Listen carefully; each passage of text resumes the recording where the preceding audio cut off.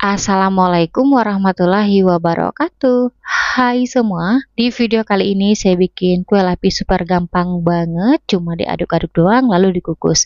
Dan untuk rasanya aku jamin enak banget, lembut, legit, mantep. Buat teman-teman pencinta kue lapis wajib cobain resep yang satu ini, dijamin pasti bakalan suka dan bikin lagi. Kue lapis ini cocok ya buat teman-teman jadikan ide jualan, isian snack box, ataupun suguhkan bersama keluarga tercinta. Bikinnya mudah, rasanya enak, yuk kita bikin sama-sama.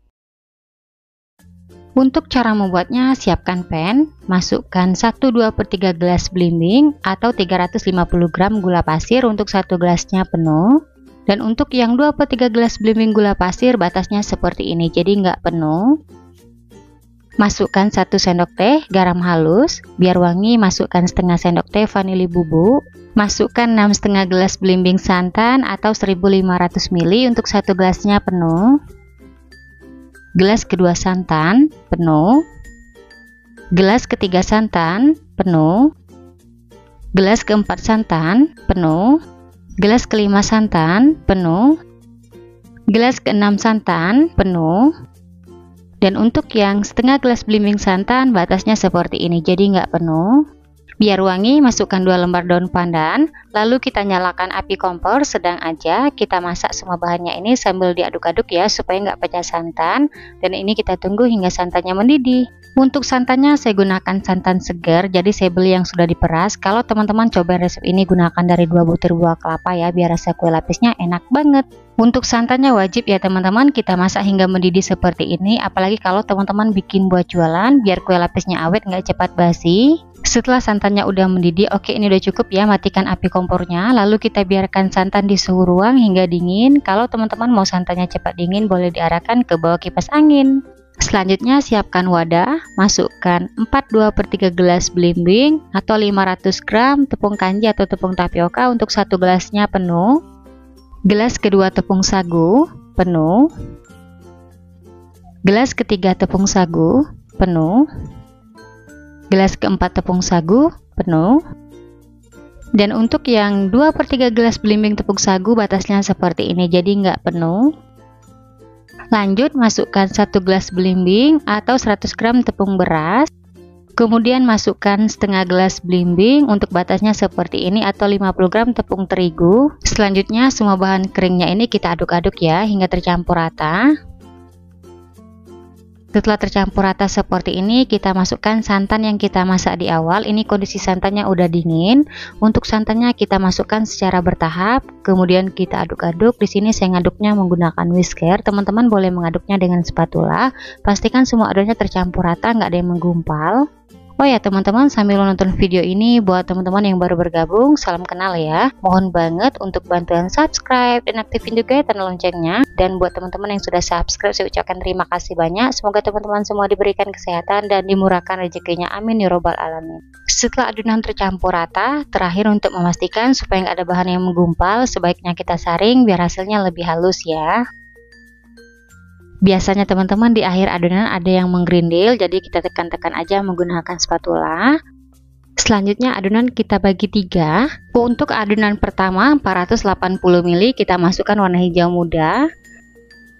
Biar hasil adonannya cantik, nggak terlalu ngejreng, kita tambahkan 3 tetes pasta coklat.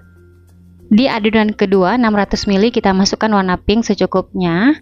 Kemudian kita aduk-aduk hingga adonan hijau dan pinknya tercampur rata. Kelihatan teman-teman hasil adonan hijaunya cantik, nggak ngejreng. Oke, kedua adonan yang berwarna udah tercampur rata. Lanjut di adonan ketiga 960 ml kita biarkan putih. Di sini biar putihnya lebih cerah, kita tambahkan setengah sendok teh warna putih makanan. Untuk warna putihnya kita larutkan dengan sedikit air panas, aduk-aduk hingga larut, lalu kita campurkan ke adonan. Untuk penambahan warna putih ini opsional ya. Kalau teman-teman nggak punya di rumah, nggak apa-apa, nggak dimasukkan. Tujuan saya campurkan biar lapis putihnya cerah, nggak buram.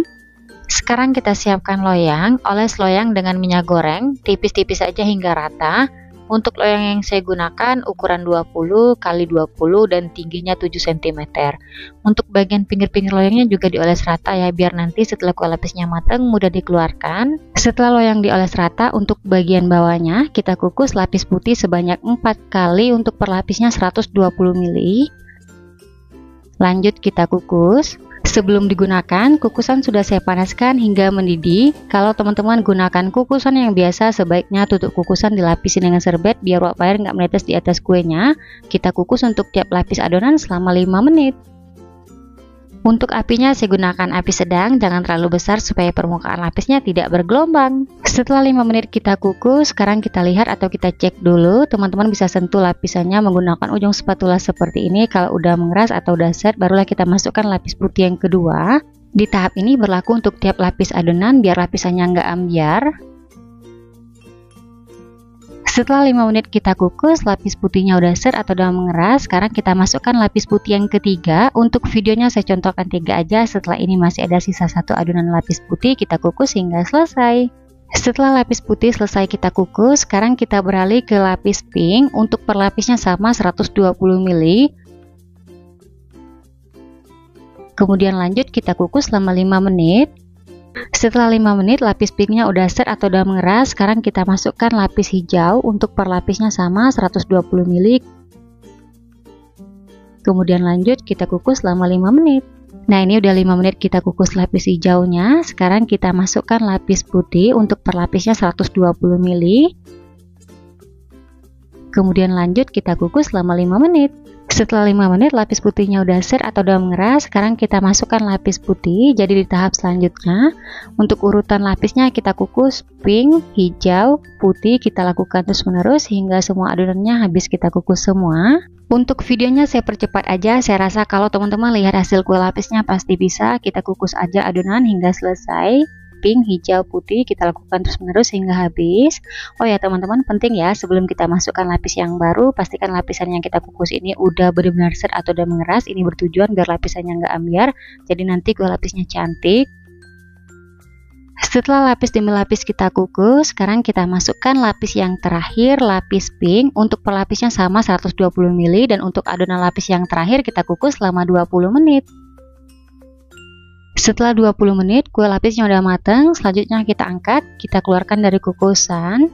Kemudian kita biarkan dulu kue lapisnya di suhu ruang hingga dingin, karena kalau masih panas-panas tekstur kuenya memang lembek ya. Setelah kue lapisnya dingin, sekarang kita keluarkan dari loyang. Bagian pinggirnya kita sisir menggunakan spatula tipis, ini bertujuan biar kue lapisnya mudah dikeluarkan.